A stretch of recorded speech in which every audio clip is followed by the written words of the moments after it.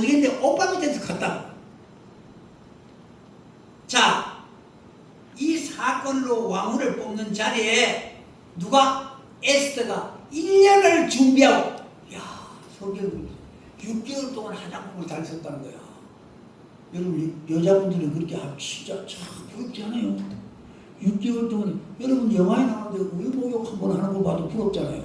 그 먹는 우유를 아까부터 그 목욕제 한 가득 갖다 놓고 보고 한 여자 보니까 참 진짜 좀 부럽기도 하고 뭐 저 딱이나 싶고 이런 생각도 들더라고 진짜. 근데 바로 이 왕 앞에 나가는 왕후를 간택하는 일을 하기 위해서는 전국에서 뽑힌 미인들이 1년 동안 준비를 하는 거예요. 어떻게? 온몸에 10m 바깥에만 해도 향치가 나도록 만든 거야.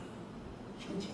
얼마나 화장품을 뭘 썼는지 알 때 엄청나게 좋은 화장품을 써가지고 1년 준비했다가 왕 앞에 나가고 그 중에서 하나 뽑는 거야. 근데 뽑는 그 자리에 에스더가 나갔더니 완전히 왕이 피리 꼽혀버렸어. 딱 보자면 이 햇도가 싹 가버렸어. 햇도가 뭔지 알아요? 머리가 싹 갔다고 말이야. 이렇게 너무 조용하니까 설명하다가 좀 웅성웅성하고 말이지 좀 부러워하기도 하고 이래야 되는데 이래가지고 에스더가 왕후가 됐잖아. 야, 이거 뭐야? 내가 말했잖아요. 수백 명 모인 여자 중에 누가 제일 이뻐? 사람 취향에 따라 틀려. 그 왕의 취향에 누가? 에스더가 딱 꽂힌 거야. 그래서 에스더가 왕후가 돼버린 거야. 여러분, 이건 뭐예요? 하나님의 간섭하심. 할렐루야. 네. 백준태 권사님 그 자리에 있어서 오늘 권영진 집사님도 못 만나고 자, 사랑하는 성도 여러분, 에스더가 미녀 가운데 확 왕의 마음을 빼앗긴 사건은 우리는 어떤 걸 봐요? 하나님의 간섭하심의 역사를 봐야 되는 것입니다. 자, 그런데 다음 이 제국의 실권을 쥐고 있는 왕 다음에 권세를 휘두른 자가 하만이라는 인물인데 그가 왕궁에 들어갈 때 온 백성이 머리를 조아리고 엎드렸고 길을 가다가도 하만을 만나면 다 엎드려 예를 하는 상황이었는데 그러나 모르드게는 온 세상이 벌벌 떠는 하만에게 절하지도 않고 아부하지도 않았다 이렇게 기록하고 있어요. 이런 모습을 본 하만은 비위가 상하고 뒤틀려서 도대체 이 모르드게라는 놈이 누구냐? 괘씸하기 짝이 없구나. 감히 이 나라에서 이 하만에게 허리를 굽히지 않고 절하지도 않으며 아첨하지도 않는 놈이 다 있다니. 알아보니 모르드게는 이 나라의 노예로서 유대인이었어. 하만은 속으로 분노하며 이를 가면서 감히 노예로 있는 놈이 이 나라의 제2실권자인 이 하만에게 절하지도 않아 이놈을 죽이는 것으로는 안 되겠다. 이 나라에 남아있는 유대민족 전체를 싹실을 말려야 되겠구나 라며 언제 유대민족을 다 죽일까 생각하다가 12월 15일로 정해서 다 죽이기로 제비를 뽑아 결정한 후 왕에게 나아갑니다. 하만이 왕에게 나아가서 잔머리를 돌려 유대민족 전체를 실을 말릴 상소를 드립니다. 상소 내용은 왕이시여, 왕이 다스리는 한 민족이 있는데 그 민족은 유대라고 합니다. 그 민족은 왕의 법률을 지키지 아니하오니 저들을 진멸하소서. 권력을 가진 자는 그 누구나 아첨아부하는 데 다 넘어갑니다. 이제 왕명을 하달받아서 하만은 유대인을 진멸하라는 왕명 반지를 받아 조서를 쓴 후에 전국 127도에 보냈는데 조서 내용은 12월 13일 하루 동안에 모든 유다인을 노인이나 어린아이나 다 분열을 막론하고 다 죽이고 도륙하고 진멸하고 또 그 재산을 다 탈취하는 내용이었습니다. 한 민족을 완전히 장멸하는 거예요. 왕명을 받아 악한 하만은 즉시 역조를 붙여서 페르시아 제국 127도에 파발을 띄웁니다. 이 사실을 안 모르드게와 에스더 왕후는 유대인들에게 금식을 선포하고 본인도 3일을 금식한 후에 죽을 각오로 아수로 왕 앞에 황후 에스더를 나갑니다. 당시 아무리 황후라도 왕이 부르지 않는데 왕의 궁정에 들어가면은 반드시 죽이게 되어 있습니다. 그러나 단 한 가지 사는 방법은 왕이 금호를 내리면 모라는 건 지붕 비슷하게 왕의 권세를 나타내는 요만한 봉이 있습니다. 그 봉을 홀이라고 해요. 그 모를 내밀면 사람. 근데 왕후가 3일 금식을 하고 나갔더니 멀리서 왕 있는 자리에서 멀리서 왕후가 왔는데 보니까 말할 수 없이 이쁜 거예요. 여러분 여기서도 여러분 진리를 하나 발견해야 돼요. 여자들이 제일 이쁠 때 언제? 금식해서. 여러분 총각들은 어디 가서 그늘 봐야 돼? 기도원에 가서 그늘 봐야 돼. 금식하고 나온 처녀들 보면 화장품 최고로 잘생긴 것보다 더 이쁩니다. 금식한 여인들 사람들보다 더 이쁜 얼굴은 없어. 기도원 가보세요. 참 저는 뭐 이것도 많이 와봤습니다. 수도 기도원에 많이 와봤는데 참 금식한 여인들 하나님의 성령이 임재해서 하나님의 영이 임하시기 때문에 온갖 잡티나 뭐는 싹 없어져요. 이렇게 해서 왕이 3일 금식하고 난 왕후를 보니까 뿅 가버렸어. 그래도 응덕들이 그 모를 내밀어. 왕후여 어찌하여 왔는고? 그랬더니 왕이시여 저희 잔치에 참여하여 주소서. 제가 3일간 잔치를 베풀게 해요. 그래 그럼 뭐 같이 가고만. 한 가지 조건은 저 하만을 데리고 오소서. 이렇게 해서 하만을 데리고 왕이 에스더의 잔치에 3일 동안 참석하는 내용이 기록되어 있습니다. 왕이 하만을 불러 왕후 에스더가 하만 너를 초청하였으니 참석하여라. 하만은 정신없이 기뻐합니다. 왕후가 초청을 했으니 얼마나 기뻐했겠습니까? 이리하여 왕후 에스더가 베푼 연회는 연석하여 3일을 계속합니다. 하만은 너무너무 기쁘고 황홀했어. 근데 연회가 끝나 집에 가려고 대궐문을 나설 때면 언제나 대궐문 앞에는 모르드게를 발견하고 기분이 팍 잡혔다. 하만에게 절하지도 굽히지도 않으니까 하만은 너무너무 괘씸하고 분해서 뭐 이따위 개 같은 놈 있냐 하고 집에 와서 저놈을 잡아서 장대에 매달 장대를 준비하고 무려 50분은요 1규빗이 45cm야 50cm 5, 25 25든 38든 8층 높이의 장대를 준비하고 아파트 8층 높이의 장대를 매달아서 거기에 저 모르드게를 매달아 죽이겠다라는 계획을 만들었어요. 이 부분에서 왕이 내시에게 묻습니다. 여봐라 모르드게로 이 사건이 있기 전에 왕이 밤에 잠을 잤는데 잠이 안 와. 잠이 안 오니까 역대기를 갖다가 역대기라는 그 당시에 왕은 언제나 그 나라 역사를 읽도록 서보가 있어. 서보가 그 서보에서 역대기를 무작위로 배우기 위해서 아무 역대기를 빼와서 왕 앞에 잠이 안 와서 읽도록 만들었어. 근데 생각해봐. 그 역대기가 어떤 내용인가 하면 모르드게가 궁 앞에 보초를 서는 그 가운데서 쿠데타를 일으키려는 사람들의 음모를 들었다. 왕을 죽이자라는 음모를 듣고 고발함으로 말미암아 왕의 생명을 구했어. 생명을 구했는데 그 내용을 들은 왕이 그러면 그 자가 모르드게라는 사람이 내 생명을 살렸더니 어떤 상을 주고 어떤 관장을 내렸느냐라고 물어도 아무것도 안 했다는 거야. 그렇게 해서 왕이 바로 그러면 그 사람이 이 나라에서 가장 권세 있는 자리에다가 앉히고 내 반지를 빼고 이 나라의 제2인자로서 존귀함을 얻도록 하라는 명령을 내렸어요. 순식간에 하가 변해서 가장 큰 기쁨의 면류관이 된 사건이 이건 누구 간섭? 하나님의 간섭. 그 수많은 역대기 가운데 어찌 그 내용만 닦아서 읽게 만드냐. 이게 하나님의 간섭하심. 아멘. 이상의 재미있는 이야기를 들으신 후에 반드시 찾아내어야 할 내용은 하나님이 하나님 백성에 대한 어떤 간섭하심이 있었는가를 발견하는 내용이 여러분이 은혜 받고 돌아가야 될 내용이에요. 첫째, 하나님의 섭리는 포로요 노엘에 불과한 유대인 소녀가 왕후가 되게 하신 일은 하나님의 간섭하심이었습니다.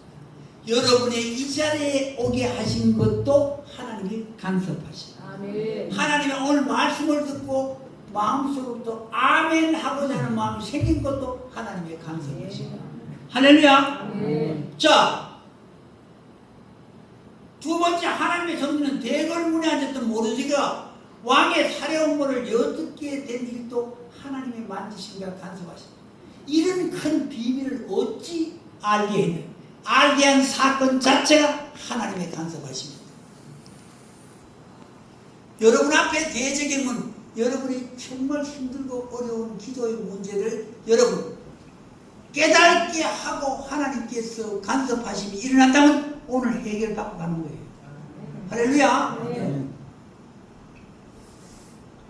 어찌 국가적인 음모요 대사인 반역의 비밀을 우연히 모르드게가 엿들 수 있었겠습니까? 이건 하나님의 간섭하심이에요. 만일 그런 국가적인 대사의 은밀한 일을 만일 상대방이 알았다면 지도세도 모르게 죽습니다. 셋째 에스더가 왕후가 된 후 한 달이 넘도록 왕에게 부름을 받지 못했어. 당시 법대로 왕의 허락과 부름 없이 왕의 궁에 들어가는 건 죽음을 의미하는 건다고 말씀드렸는데, 근데 왕의 부름 없이 나타난 왕후 에스더가 왕에게 한없이 아름답게 보인 것도 하나님의 역사였다 그 말이에요.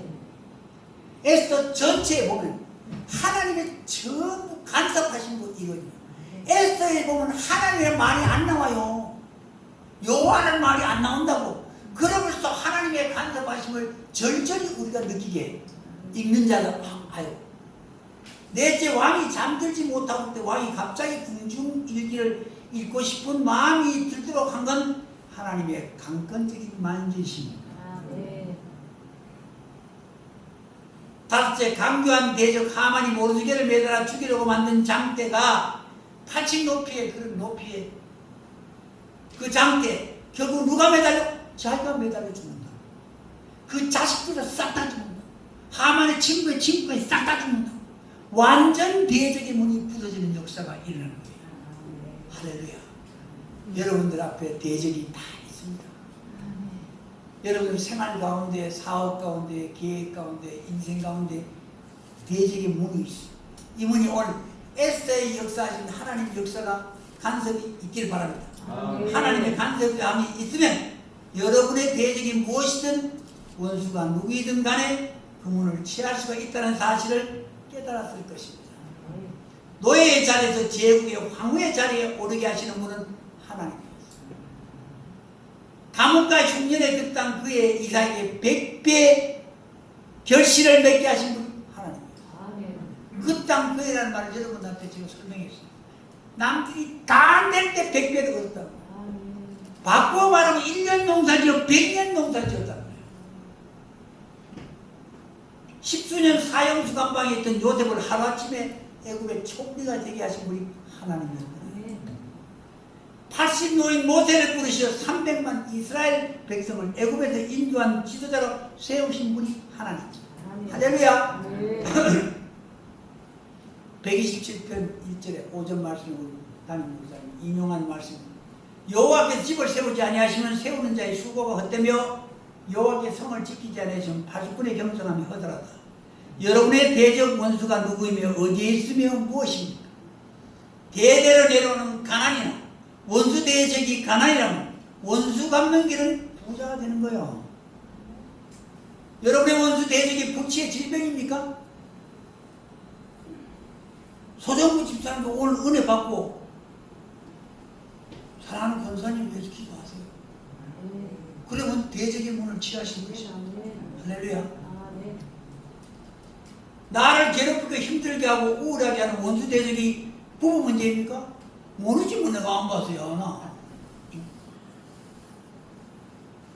원수 갚는 일을 내 마음이 기쁨으로 가득차고 소망으로 채워지면 한순간에 괴로움도 슬픔도 우울함의 변화에 벅찬 감격으로 바뀔 것입니다. 할렐루야. 2025년은 여러분 마음 안에 있는 모든 대적, 환경의 대적을 물리치시기 원하시거든 하나님을 의지하십시오. 아멘. 예수님 이름으로 기도하십시오. 아멘. 슬픔이 변하여 기쁨이 됩니다. 애통이 변하여 춤이 됩니다. 할렐루야. 마치겠습니다. 잠시 기도하겠습니다.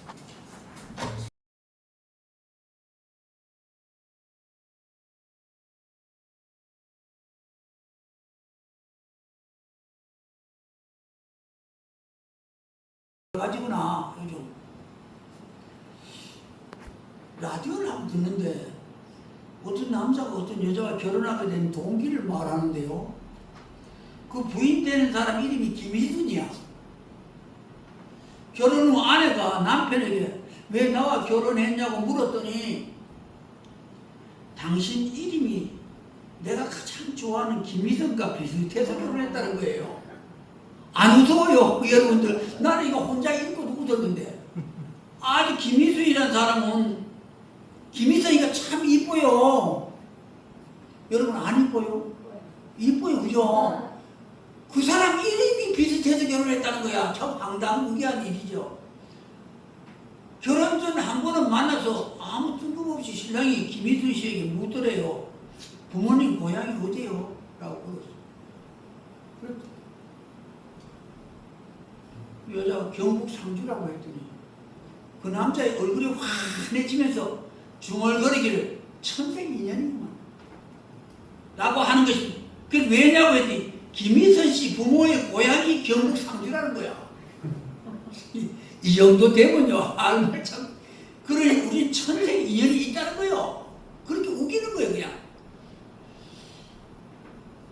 그리고 얼마나 김희선을 사모하고 사랑했던지 결혼 날짜도 김희선 생일날 하고 결혼 후 축하 케이크에 촛불을 끄면서도 언제나 김희선을 축하한다며 축하하더래요. 여보, 그럼 나하고 살겠어? 봐, 대화 안 산다고 그러지. 그리고 거기서 끝나지 않고 첫 아들을 낳았는데 그의 포부는 자기는 김희선과 결혼을 못했지만은 김희선의 딸을 낳았기 때문에 장차 사돈을 맺겠다는 꿈을 가지고 있다는 거야. 아내가 하도 얄미워서 신랑 보고 부자가 되어야 그런 집과 사돈을 맺지 라고 빈정대었더니 내일부터 야근할 거야. 참나 정말. 그래서 평생 야근해봐라. 김희선이가 사돈 되라 라고 웃기는 실제 이야기를 들었습니다. 제가 왜 이런 우스운 이야기를 할까요? 세상 근심 있고 마음문을 좀 열라고 지금 내가 이런 소리를 하는 거예요. 헛소리 비슷한 걸 하는 거예요. 이렇게. 오늘 말씀의 제목이 대적인 문을 치하라. 치하다는 말은 빼앗다는 말이에요. 이게. 열다라는 의미가 있습니다. 옛날 전쟁에서는요, 적의 성벽문이 열리면 끝장나는 겁니다. 전쟁이 끝났어요. 전쟁에서 가장 치열한 전투는 언제나 성벽의 문에서 일어납니다. 아무리 견고한 성이라도 성문이 열리면 끝장난 거예요. 여러분 유명한 트로이라는 영화 봤어요? 안 보신 분도 많겠죠. 그 당시에 트로이라는 그 나라에는 난공불락의 성이 있었습니다. 도저히 적이 침입해서는 물리력으로는 부실 수 없는 그런 성벽에 완벽한 그런 나라였는데요. 그 나라의 왕자와 이 헬라 나라, 즉 그리스 있는 그 나라의 공주와 바람이 났다. 그러다 둘이 도망을 쳤어요. 둘이 도망을 친 걸 미끼가 돼서 헬라 나라가 트로이라는 나라를 공격하는 그 영화 내용이 트로이라는 영화예요. 근데 결국 헬라의 그 무시무시한 대군들이, 그 당시엔 헬라라는 나라들은 도시국가였습니다. 아테네, 스파르타 같은 이런 도시국가였는데 결국 트로이를 점령하지 못했어요. 그래서 어떤 계략을 폈는가 하면은 그 전쟁에서 이기지 못하고 바로 헬라 나라, 그리스 나라가 물러가면서 트로이라는 나라에 선물을 하나 합니다. 그 선물이 무엇인가 하면 목마예요. 목마. 엄청나게 큰 목마를 바로 당신들의 나라를 우리가 침공해서 우리가 침략하고 우리가 전쟁에 승리하지 못하고 우리가 물러가니 선물을 받으시라고 목마를 보냈어요. 이게 트로이라는 목마라는 거예요. 그 목마를 보내는데 그 목마 속에 뭐가 있어? 바로 헬라의 군인들이 거기 들어갔습니다. 그래서 헬라의 군인들이 바로 트로이에 있는 모든 군사와 그 백성들이 승리에 정말 토치해서 기뻐하고 술 마시고 노는 가운데 밤에 일어나서 바로 성문을 열어제쳐서 다시 물러갔던 헬라의 나라가 들어와서 트로이를 멸망시켰다는 이야기야. 그래서 대적의 문을 취하는 성문이 열리면 그 나라가 패했다는 것을 의미하면 됩니다. 자, 대적의 문을 취한다는 말은 대적을 무너뜨렸다는 말이거든요. 원수의 무릎을 꿇게 했다는 의미입니다. 오늘 말씀을 통해서는 여러분 마음속에 있는 대적 원수가 무엇이었든지 간에 그 대적의 문을 빼앗는 방법이 무엇인지 깨닫고 돌아가셔야 돼요. 오늘 오후 말씀에서 여러분의 철천지 원수가 가난이라면 가난을 무너뜨리는 길이 어디에 있는지 알고 가야 돼요. 젊은이의 오매불망 소원이 사랑을 얻는 것이라면 사랑이 대적의 문일 것입니다. 여러분의 소망과 소원